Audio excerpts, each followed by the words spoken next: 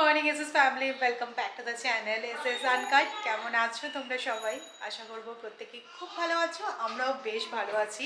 একটা দারুণ ছুটি কাটিয়ে আমরা দুদিন হলো কলকাতায় আবার ফিরেছি। তো আমরা গেছিলাম ফুকক ভিয়েতনামে ঘুরতে। এত সুন্দর আমরা মজা করেছি, এনজয় করেছি যে বলে বোঝাতে পারবো না। সেই শর্টসগুলো খুব তাড়াতাড়ি এই চ্যানেলে আপলোড করব।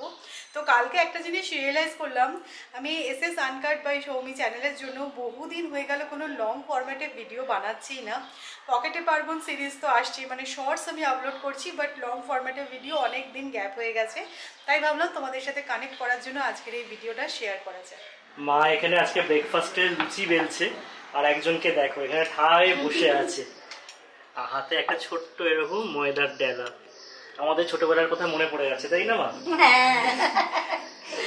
মা এই টেবিলটার উপর দাঁড়িয়ে দাঁড়িয়ে রুটি করতো, আর আমরা পাশে বসে থাকতাম। এরকম একটা আটার ডেলা নিয়ে পুতুল টুতুল বানানো হতো। আমাদের একটা ছোট্ট চাকি বেলুন আছে, মাঝে মাঝে আমরা বেলতাম। আমি টুম্পাকে বলছি আমার একটা ছোট চাকি বেলুন দেখিস তোর জন্য।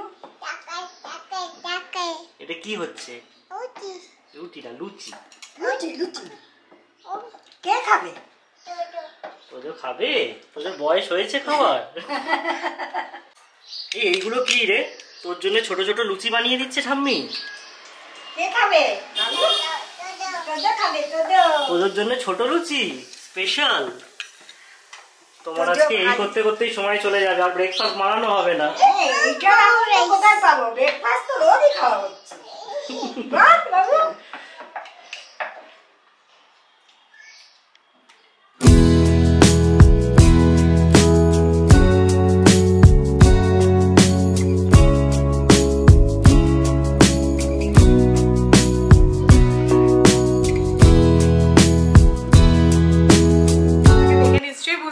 যে কতটা পরিমাণে আমি ট্যান হয়ে গেছি। যেহেতু বিচ সাইডে ঘুরতে গেছিলাম, কিছু করার নেই। কোনোভাবেই যতই তুমি সানস্ক্রিন অ্যাপ্লাই করো না কেন, এটা আটকানো পসিবল নয়।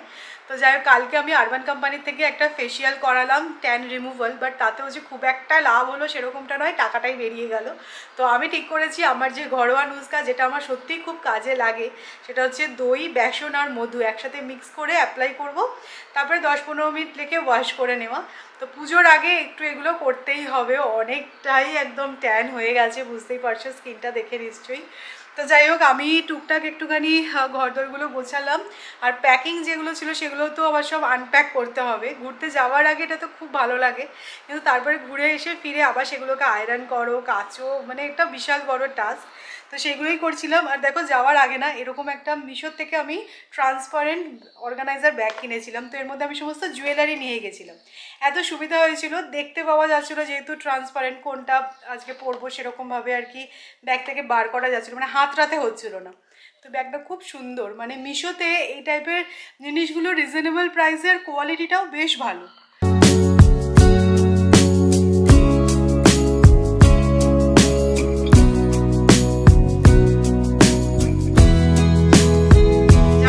শ্বশুরবাড়িতে না সপ্তাহে 2 দিন ভেজ ডে, মানে 2 দিন সপ্তাহে নিরামিষ খাবার খাওয়া হয়। তো মঙ্গল আর বৃহস্পতিবার। তো এই 2 দিনে কি রান্না করা হবে সত্যি এটা চিন্তার বিষয়। ননভেজ ডেতে কি হয়, মাছ, মাংস, ডিম সব রকমেরই অপশান আছে। আর আমরা যেহেতু নন ভেজিটেরিয়ান, তাই জন্য আমাদের কাছে ভেজ রান্না করাটা একটু ডিফিকাল্ট। মানে কি হবে, কি দিয়ে ভাত খাওয়া হবে, কি দিয়ে রুটি খাওয়া হবে, একটু ভাবতে হয়। তো জেনারেলি পনিরের আইটেম রুটি বা পরোটা দিয়ে খাওয়া হয়ে থাকে ডিনারে, বাট আজকে একটু অন্যরকম। মানে আজকে পনিরের যে আইটেমটা বানানো হচ্ছে সেটা কিন্তু ভাত দিয়েই খাওয়া হবে, পনির ভাপা। তো এটা মামুনির রেসিপি, আমি একটু আপগ্রেড করেছি, মানে একটু অন্যরকম করে বানাচ্ছি। মামুনি জেনারেলি পনিরটা ফ্রাই করে না, বাট আমি অল্প একটুখানি ফ্রাই করে নেবো, আর তারপরেই পনির ভাপাটা বানাবো। সিম্পল রান্না, কিন্তু ভাত দিয়ে খেতে ভালো লাগে।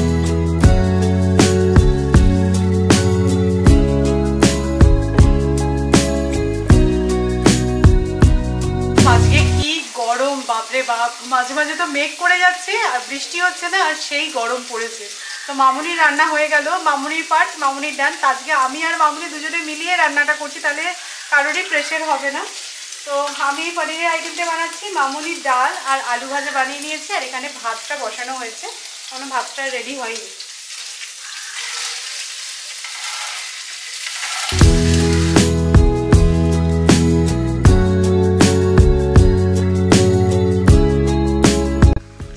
পনির ভাপা, তাই জন্য একটা টিফিন বক্সের মধ্যেই আমি সব কিছু মিক্স করছি। এখানে পোস্ত আর কাঁচা লঙ্কা বাটা অ্যাড করলাম। এবার দিয়ে দিচ্ছি সাদা সর্ষে আর কালো সর্ষে মিক্স করে রেখেছিলাম একসাথে। যেহেতু এই রান্নাটা নিরামিষে হবে তাই জন্য অল্প একটু নারকোল বাটা অ্যাড করছি, চাইলে এটা তোমরা স্কিপ করতেও পারো।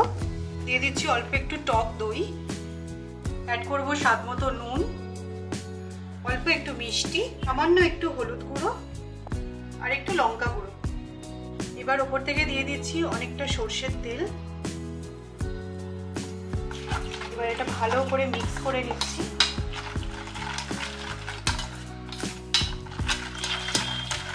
ভালো করে মিক্স করে নিয়ে অল্প একটু জল অ্যাড করছি, কারণ এটা ভাপা হবে যেহেতু।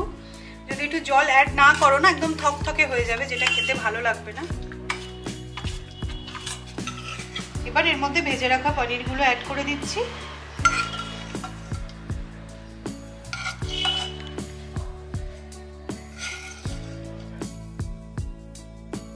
গোটা স্লিটেড গ্রিন চিলি অ্যাড করব, আরও কিছুটা কাঁচা সর্ষের তেল। এবার টিফিন বক্সের লিডটা দিয়ে ভাপে বসিয়ে দিচ্ছি। তো ডেচকির মধ্যে দেখো একটা এরকম স্ট্যান্ড অ্যাড করে নিয়েছি। এবার এটা কিছুক্ষণের জন্য জাস্ট ভাপে রেখে দিলেই হয়ে যাবে।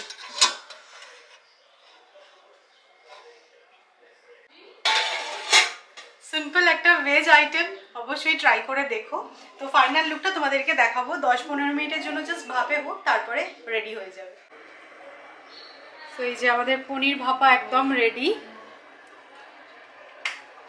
একটু কিন্তু গ্রেভিও আছে, যাতে ভাত দিয়ে মেখে খেতে সুবিধা হয়। এই যে যেমন ভাবা তেমন কাজ, আমার রান্না তো হয়ে গেছে।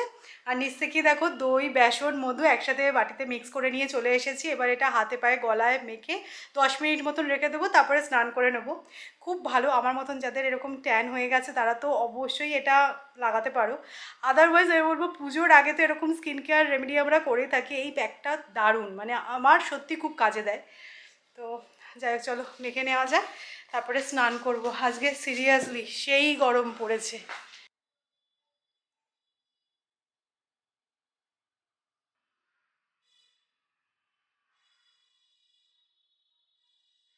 তো এই যে আজকে হচ্ছে আমাদের একদম সিম্পল লাঞ্চ থালি।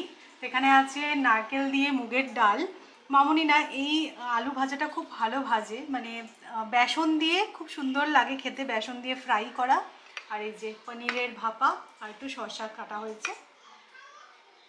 আমি একটুও বাড়িয়ে বলছি না, খেতে এত ভালো হয়েছে। প্লিজ একবার ট্রাই করো। একটুখানি লঙ্কাটা মেখে নিয়ে খাচ্ছি, অসাধারণ লাগছে।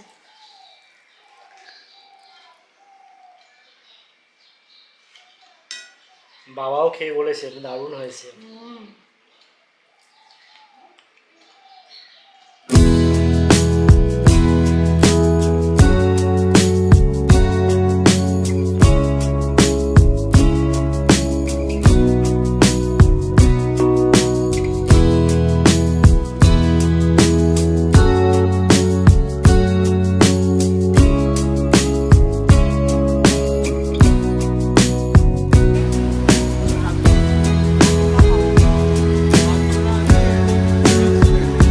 না ওই জিনিসটা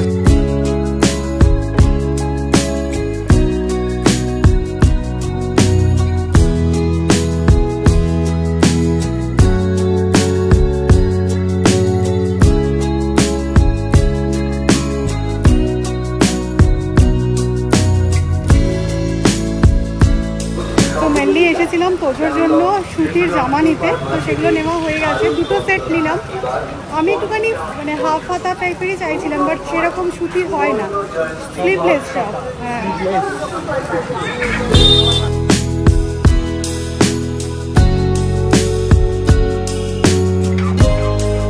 আজকে তো আমরা ডানলাপে গেছিলাম, আর ডানলাপে গেছিলাম আমার মনে হয়েছিল যে পুজোর ভিড় থাকবে সাংঘাতিক, বাট সেরকম কোনো ভিড় ছিলই না, মনে হয় উইকডেজ বলে।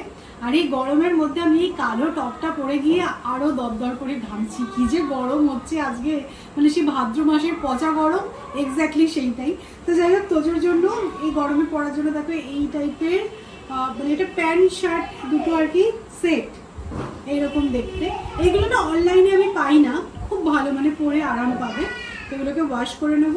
এরকম দুটোই বাটিক প্রিন্টের মধ্যে নিয়েছি, এরকম দেখতে। এগুলো এরকম 150 টাকা করে নিল, আর এইটা নিল 200 টাকা। তো ভালো, বেশ কোয়ালিটিটাও খুব সুন্দর, আর এগুলো পরে আরাম পাবে। এমনিতেও তো আমি ফার্স্ট ক্রাই থেকে কিনি, বাট ফার্স্ট ক্রাইতে এই মেটেরিয়ালটা পাই না, তাহলে পরলেও বেশ ভালো লাগে। তো ভাবলাম যে তাহলে এটা দুটো নিই, গরমে পরলে ভালো। যাই বলো না কেন, যতই গরম পড়ুক বাড়ি ফিরে একটু চা না খেলে জাস্ট চলে না। তো মামুনিরও আমাদের জন্য ওয়েট করছিল, তো আমরা আসার সময় সিঙ্গারা নিয়ে এসেছিলাম, চা আর সিঙ্গারা খাওয়া হলো। তো আমি ওপরে এসেছি, আমার ভিডিও রিলেটেড বেশ কিছু পেন্ডিং কাজ আছে, সেগুলো এখন সারবো। আচ্ছা, তোমাদের পুজোর শপিং কত দূর আমাকে জানিও। আমাদের তো পুজোর শপিং এখনও টুকটাক বাকি আছে। মেনলি যেটা বাকি আছে, আমার দশমীতে পরার একটা শাড়ি, মানে লাল সাদা কম্বিনেশনের একটা শাড়ি কিনতে হবে। আর মোটামুটি সব হয়ে গেছে। সৌরভের আর তোজোর এখনও বাকি আছে, সৌরভ একটা পাঞ্জাবি কিনবে। তো এইগুলো দেখি এর মধ্যে বেরিয়ে কিনে নেব শ্যামবাজার থেকে, কারণ পুজো তো আর হাতে গোনা, মাত্র কয়েকটা দিন বাকি। আচ্ছা, তোমাদেরকে একটা শাড়ি দেখাতে চাই। এই টাইপের এই জিমিচু ডিজাইনের শাড়িগুলো এখন খুব উঠেছে। জেনারেলি আমি এরম টাইপের শাড়ি এর আগে কখনো পরিনি, বাট এই শাড়িটা দেখে আমার এত ভালো লাগলো, কালার কম্বিনেশনটা আর একদম সরু পাড়ের মধ্যে আমার খুব পছন্দ হলো বলে স্পার্ক বুটিক থেকে আমি শাড়িটা নিয়েছি। তো তোমাদেরকে ভালো করে শাড়িটা দেখাই, আর ওদের পেজের লিঙ্কটাও আমি দিয়ে দেবো, ইনকেস তোমাদেরও যদি ভালো লাগে।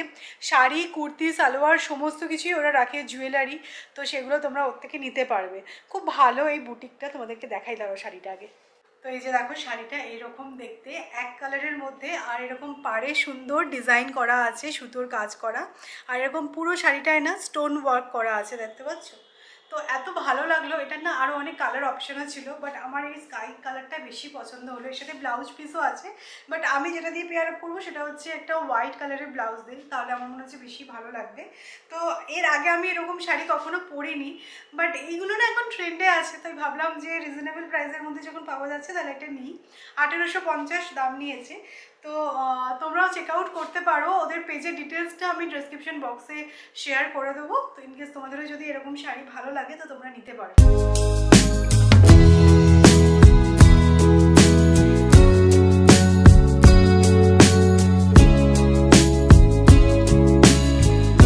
আজকে অনেকদিন পর এই চ্যানেলের জন্য একটা লং ফরম্যাটে ভিডিও বানালাম। অবশ্যই জানিও তোমাদের কীরকম লাগলো, শাড়িটা কীরকম হয়েছে জানিও। ভাবছি পকেটে পারবো যে সিরিজটা আমি বানাচ্ছি, এই শাড়িটা দিয়ে একটা স্টাইলিং করব, তখন তোমরা আরও ভালোভাবে বুঝতে পারবে যে শাড়িটা কতটা ভালো লাগবে পরলে।